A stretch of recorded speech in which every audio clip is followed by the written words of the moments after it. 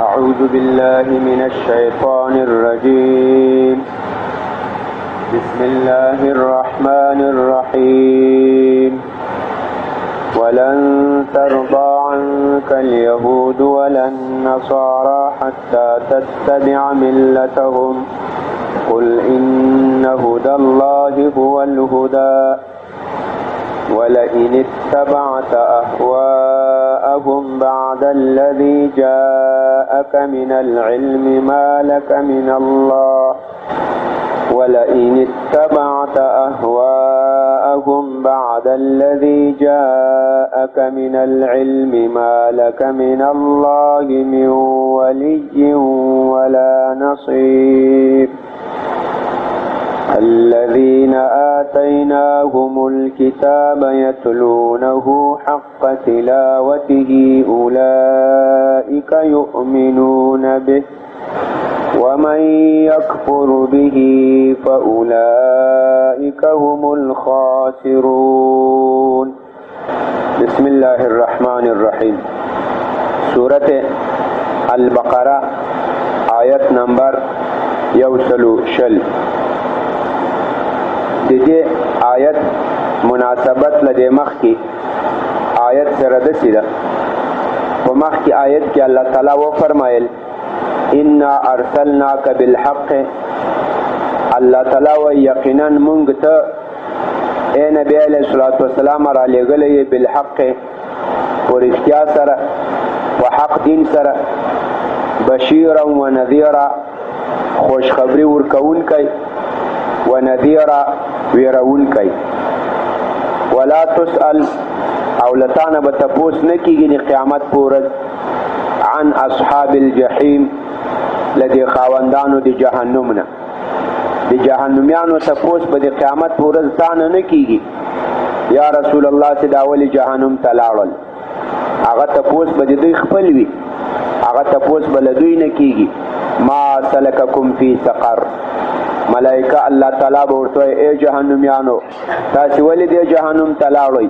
هغه تپوس به دوی نه کېږي، لتانه به نه کېږي یا رسول الله. تو بشیر یې خوشخبري ورکوونکی، نذیر یې ویرونکی. تاسې دې ته خیال وکړئ. د دې آیاتونو مناسبت بیانوو.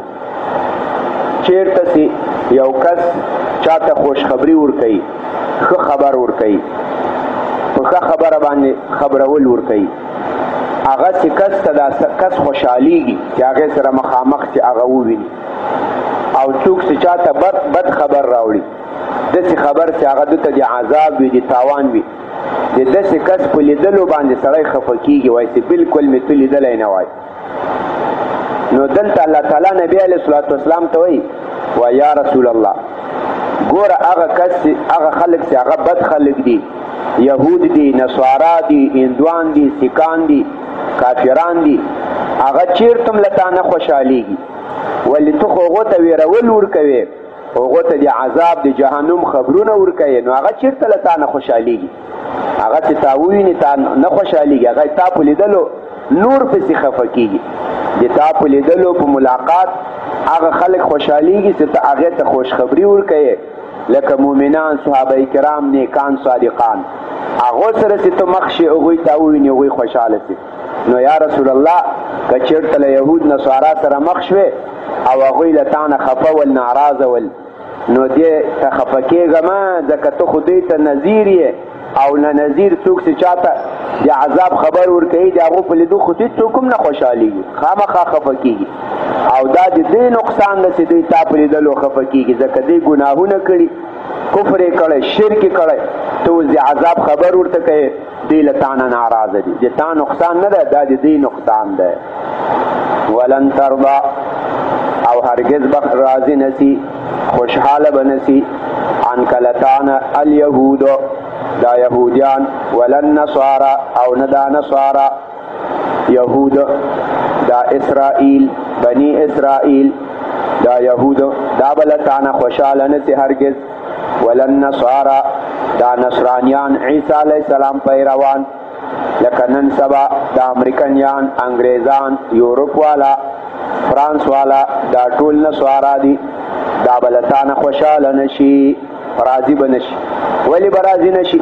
ځکه ته دوی ته نذیر یې، له تا نه چې خوشحالېږي دا مؤمنان به خوشحالېږي، نیکان صالحان، ځکه ته دوی ته بشیر یې، نو هغوی به له تا نه خوشحالېږي نه، هغوی به هلته خوشحالېږي چې ته دا د دین خبرې پرېږدې او دوی پسې روان شي، چې دوی پسې روان شي بیا به دوی له تا نه خوشحاله وي.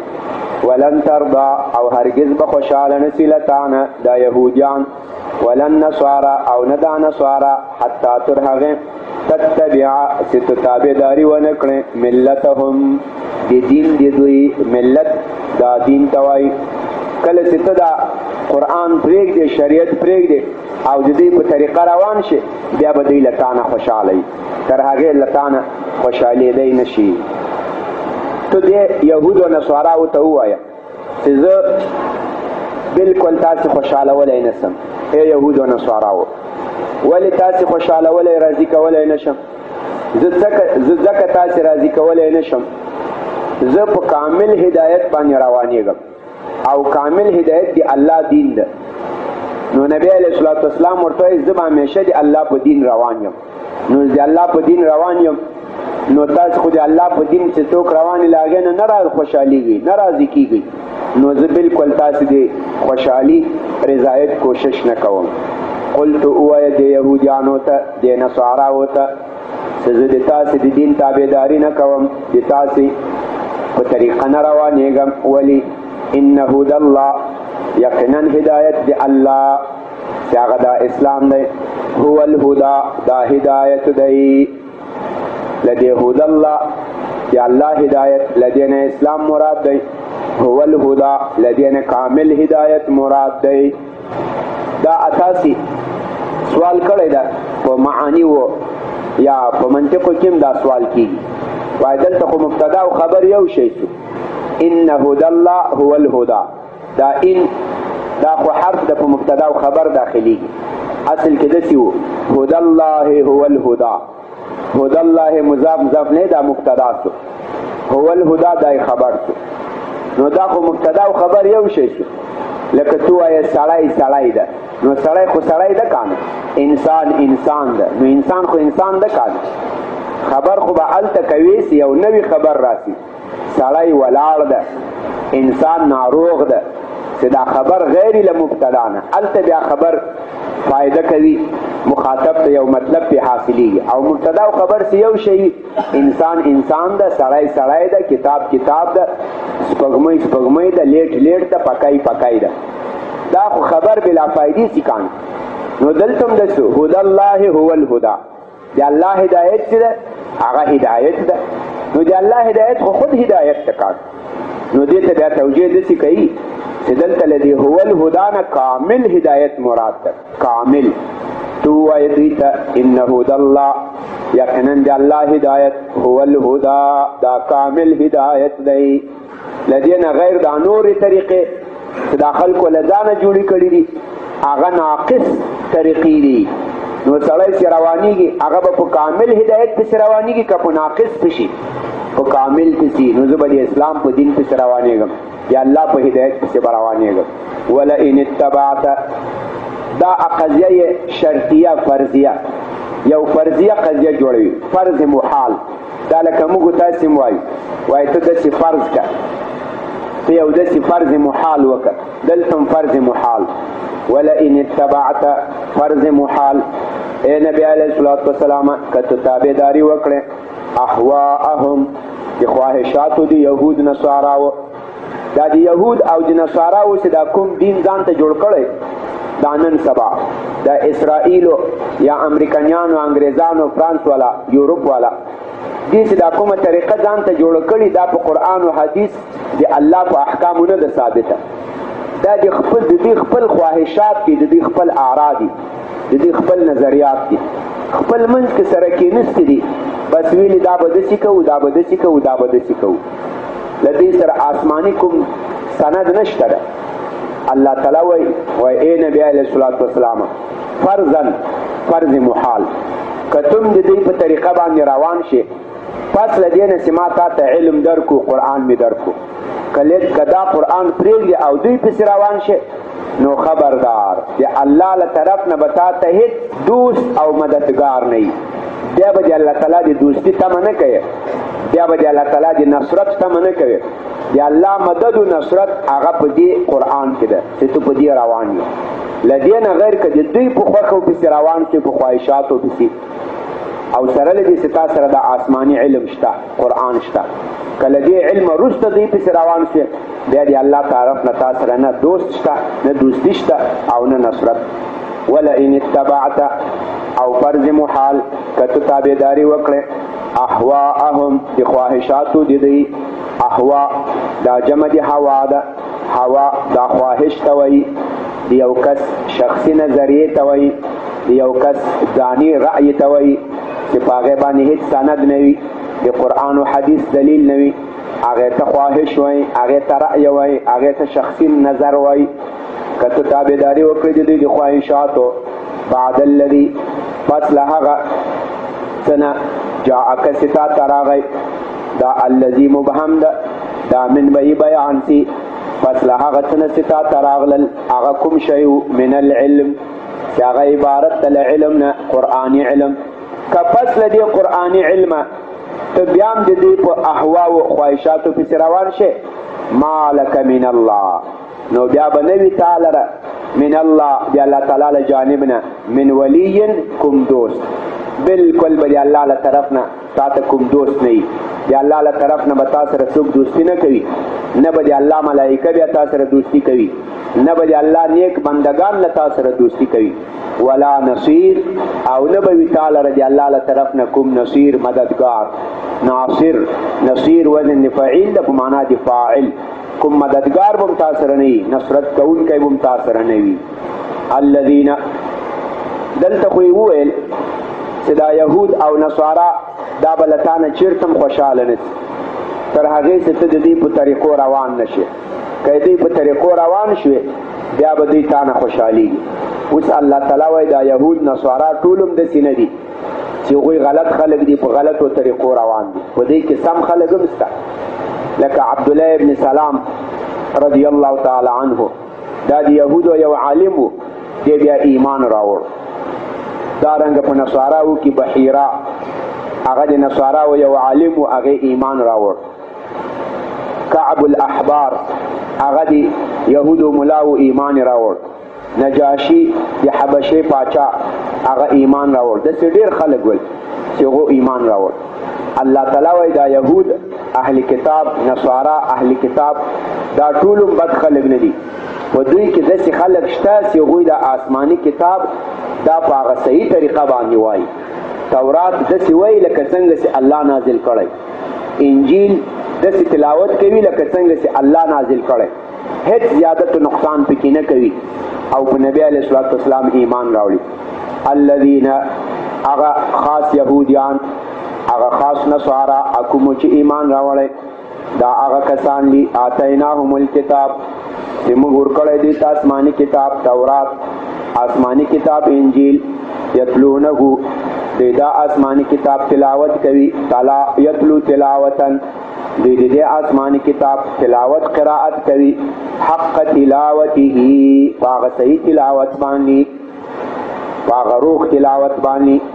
اولئک، دغه کسان چې دا آسماني کتاب تلاوت کوي په صحیح تلاوت، آسماني کتاب قرائت کوي په صحیح قرائت، دا کسان چې دي یؤمنون به، دی ایمان لري په دې آسماني کتاب، دی په دې یقین او باور لري. ومن یکفر به، او که څوک کفر وکړي په دې آسماني کتاب باندې، په قرآن باندې کافر شي، په تورات، په انجیل، په فرقان، یا په صحائف و کافر شي، صحائف د ابراهیم او د موسی، که څوک کافر شي په دې کتاب باندې، فاولئک، نو دا کسان چې دي هم الخاسرون، هم دوی تاوانیان دي. خاسرون دا جمع دی خاسر ده، صيغه د اسم فاعل، تاوانی ته وایي، نو هم دوی تاوانیان دي. دا خلاص. اوس الله تعالی یو ځل بیا په بني اسرائیلو باندې بیان د انعام کوي، بیان د احسان کوي چې ای بني اسرائیلو ما په تاسو باندې غیر خصوصي انعامات کړي. نو الانعام دا نه غواړي چې ته اوس مخالفت وکړې، اس یو وضاحت کوو. لکه چا یو بچی ته ډېر ناز ورکړی، هغوی ډېرې خرچې کړي، په هغوی ډېر مصرفونه کړي، نو بچی بله ورځ نافرماني وکړي، د پلار خبره نه مني، نو پلار ورته وایي ګوره بچیه ما تا سره داسې داسې احسانات کړي، په تا مې داسې داسې خرچې کړي. یعنې د دې احساناتو انعاماتو د دې بدله به دا نه وي چې ته به اوس د ما مخالفت کوې، ته به اوس د ما اطاعت کوې، د ما خبرو به منې. الله تعالی بني اسرائیلو ته همداسې وایي ما تاسو ته په ټولو خلکو باندې برتري درکړه. د سلیمان علیه السلام د داود علیه السلام په زمانه کې تاسو د ځمکې پاچیان وئ. د سلیمان علیه السلام تخت به په هوا باندې روان و، د مرغانو په خبرو باندې به پوهېدو، پیریانانو انسانان دته تابعدار و منقاد ول، او په تاسو کې به انبیا راولېږل، او یا زره انبیا په بني اسرائیلو کې راغلي دي، په تاسو کې آسماني کتابونه نازل کړل. نو اوس د دې انعاماتو بدله کې خو ناشکري مناسب نه ده کان، شکر د الله مناسب ده چې تاسو باید نور الله ته تابعدار سئ، منقاد سئ. اوس موږ د الله تعالی تابعداري عبادت اطاعت ولې کوو؟ خو الله په موږ انعام کړی، لاسونه، پښې، سترګې، ژوند، زندگی، مال، دولت دی راکړي. د دې مقابل کې اوس دا مناسب نه ده چې موږ د الله اطاعت ونه کړو. تاسو ته له دې نعمتونو نه برسېره نور نعمتونه هم درکړي وو، د ځمکې پاچي، نبوت، آسماني کتابونه. یا بني ای زامنو، بني دا جمع د ابن ده، ابن بچي ته وایي، ای بچیانو اسرائیل، د اسرائیل علیه السلام، اسرائیل دا د یعقوب علیه السلام نوم ده. یعقوب علیه السلام دا د اسحاق علیه السلام زوی، اسحاق علیه السلام دا د ابراهیم علیه السلام زوی. د ابراهیم علیه السلام دو زامن ول، یو اسماعیل او یو اسحاق. اسماعیل علیه السلام نه دا عربو پیدا دي، په خپل ځای کې به بیا انشاءالله وایي، اوس یې اجمالي یاد کړئ. دا عرب دا بني اسماعیل دي. د اسحاق علیه السلام بیا یو زوی یعقوب علیه السلام. د یعقوب علیه السلام بیا 12 زامن ول، 10 زامن له یو بیبي نه ول، او 2 زامن یوسف او ابن یامین هغه له بلې بیبي نه و. 12 زامن، له دغو 12 زامنو نه یهود پیدا دي. نو ځکه یهودو ته بني اسرائیل وایي، اسرائیل د یعقوب نوم و. ای د اسرائیل بچیانو، ای د یعقوب علیه السلام بچیانو، اذکرو یاد کړئ نعمتي، نعمتونه زما، التي اغا انعمتو چې د هغې احسان کړی ما علیکم پر تاسو. د ما نعمتونه یاد کړئ، د ما نعمتونه یاد کړئ. د دې مطلب دا نه چې ذکر باللسان وکړئ، د ما نعمتونه یاد کړئ بالعبادت. داسې به وایاست ای بني اسرائیلو اذکرو یاد کړئ نعمتي، د ما نعمتونه بالعبادت، په عبادت کولو سره. مثال ته ګوري، اوس پتا الله تعالی انعام کړی، مال درکړی، دولت درکړی، صحت درکړی، نور مثال ځواني درکړی، عمر درکړی، بچان، کاروبار. دا ته به اوس د الله نعمتونه یادوي. الله د الله نعمتونه به داسې نه یادوي چې له ځان سره کښېنې یا الله څه ځواني دې راکړي، څه مال دې راکړی، څه کور دې راکړی، ډېر خوند کوي، څه پیسې دې راکړي، څه کاروبار. داسې ذکر نه، ذکر بالعمل وکړه. یا الله مال دولت دې راکړی، زکات ورکړه.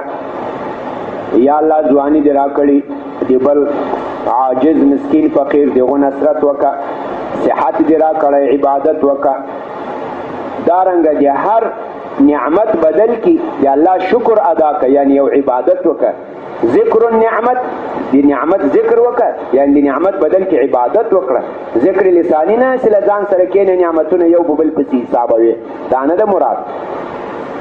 یاد کړئ د ما نعمتونه په عبادت سره، هغه نعمتونه چې ما انعام کړی په تاسو. وانی فضلتکم، او یقینا ما برتري درکړې و تاسو ته علی العالمین، یا هغه وخت په عالمیانو، په هغه وخت کې مې تاسو ته برتري درکړې وه. تاسې د ټولې ځمکې پاچیان وئ، د ټولې ځمکې کې تاسې هغه اشرف خلک وئ، محترم خلک وئ، پاچي هم په تاسې کې و، نبوت هم په تاسې کې و. فضلتکم دا لفضل یفضل التفضیل، باب د تفعیل لفضلنا، فضل دا برتري ته وایي، زیادت ته وایي. فضل یفضل التفضیل، بل چاته برتري ورکول، بل چاته زیادت ورکول. وانی او یقینا زه وم فضلتکم تاسو هم برتري درکړه علی العالمین. علی العالمین کې الف لام عهد خارجي کوي، یعنی هغه عالمیانو د تاسې د زمانې په هغې زمانې په عالمیانو مې تاسو ته برتري درکړې وه، نه په نورو زمانو کې. د نبي علیه الصلاة والسلام د صحابهو په زمانه کې بیا دوی ته برتري حاصله نه وه. په هغې وخت کې خو دوی د نبي مخالفت وکړو، د آسماني کتاب مخالفت یې وکړو، دوی ذلیل سول، سپک سول، ورک سول. واتقوا یوما، وویریږئ یوما له هغه ورځې نه لا تجزي چې دفع به نشي کولی نفس یو نفس عن نفس لبل نفس نه شیئا هیڅ شی، جزاء یجزي جزاء بدله ورکول، دفع کول، ولا يقبل منها او نه به قبلیږي منها لدې نفس ګناهګار نه عدل څه عوض څه بدله، عدل دا عوض ته وایي، بدلې ته وایي. ولا تنفعها او نه به فایده رسوي دې نفس ته شفاعت سفارش د یو چا، ولا هم ينصرون او نه به دوی سره مدد کاوشي، نه به دوی سره نصرت کاوشي، نه نصرت ایشان میشه. دا خبرو ویلي وه په دنیا کې سیتا یو کس قیدي سي، چیرته کوم پاچا امیر وزیر جیل ته خطا کی، په څو طریقو را خلاصیږي؟ په څلورو.